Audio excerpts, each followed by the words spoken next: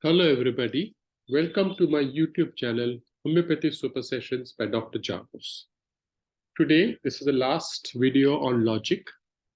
In this video, we'll be describing the principles which cover the art of generalization.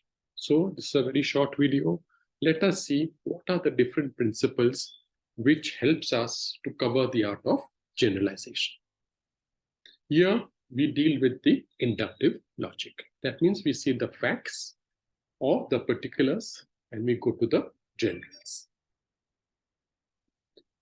Mind must be free from all preconceived opinions and theories. So, for the principle which covers the art of generalization, the first important point is that the mind must be free from all preconceived opinions and theories. That means you must not have any preconceived ideas or theories in your mind when you apply inductive logic.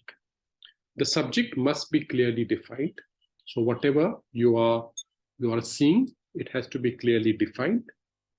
The phenomena must be determined by actual observation or experimentation with a single end in view, that is the truth. So whatever you're observing or whatever phenomena you're observing by doing observation or experimentation, you have to keep in mind that we have to deal with nothing but the truth.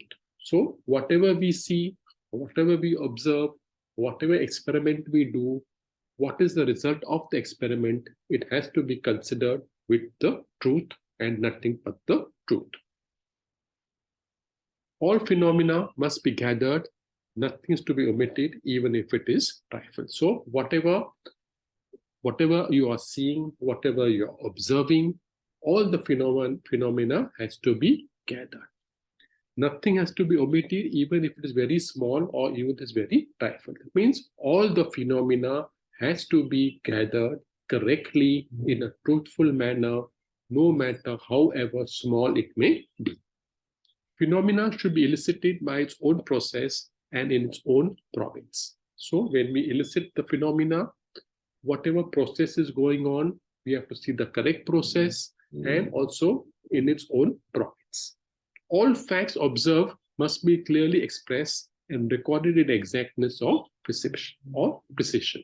So whatever observations we are doing or whatever facts we are observing, they have to be clearly written down or expressed or recorded in exactness or precision. So your facts should be written down with the truthfulness, with exactness, or with precision.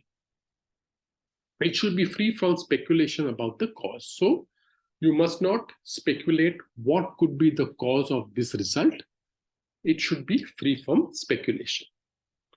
The fact ascertained has to be arranged in the natural relationship to each other by the process of comparison and generalization. So whatever facts you have ascertained, they have to be arranged in a natural relationship to each other by the process of comparison and generalization. So whatever facts are there, you have to keep it in a proper order by comparing it and also generalizing it. It will become more clear in the next point. Generalization proceeds by bringing together similar and related phenomena into groups and also considering the relation to each other and other groups by deducing their general characteristics and stating it in a simple form. So basically, when we are generalizing the facts, we bring together similar related phenomena into groups. So that means when we are taking a case, for example, we have got different symptoms pertaining to the mind, pertaining to the particulars, pertaining to the generals. And again, in the mentals also, we have a bifurcation pertaining to the will, emotion, and the intellect. So out here, when we are generalizing it, we are collecting all the mental symptoms under one group, all the physical symptoms on the other group, all the physical particulars in one group, physical generals in one group. As a result of which, they deduce their general characteristics in a simple form. The particulars grouped appropriately lead to minor generalization, which in turn lead to greater generalization. That means what?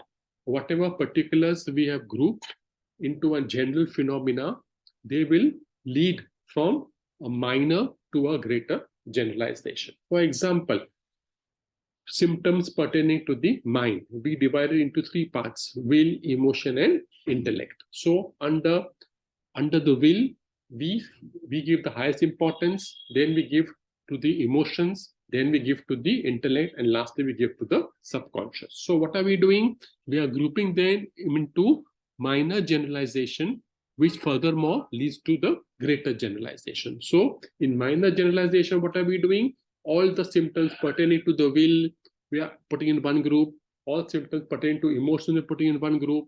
All symptoms pertaining to intellect, we're putting in one group. All symptoms pertaining to the subconscious, we are putting in one group. So in greater generalization, what are we doing? When we are writing the different groups under different headings, we are writing it in order of the importance. So under will, we are writing it first, no desire to live. Then under emotions, we are writing weeps easily, better by consolation. And in intellect, we are writing poor memory. In subconscious, we are writing dreams of dead people. So from the minor generalization, we are going into the greater generalization by giving importance to evaluation. Nothing should be deduced from the fact of observation except what they are in what they inevitably include. So whatever facts you're observing, that only you have to include. You must not bring your own theory, your own speculation, or your own judgment, or your preconceived idea into action. Well, that's all. It's a short video just to tell you something about it, certain principles which are useful. I hope you like this video. If so, please do give it a thumbs up. If you're new to the channel, kindly do subscribe to my channel. And just for your information, this channel is related exclusively to Organon. It is easy to understand and remember. It contains all important topics of the UG and PG civil syllabus. To date, it has 155 videos. Also important tips how to crack the examination, Viva question, theory questions, and much more. Thank you so much for your patience.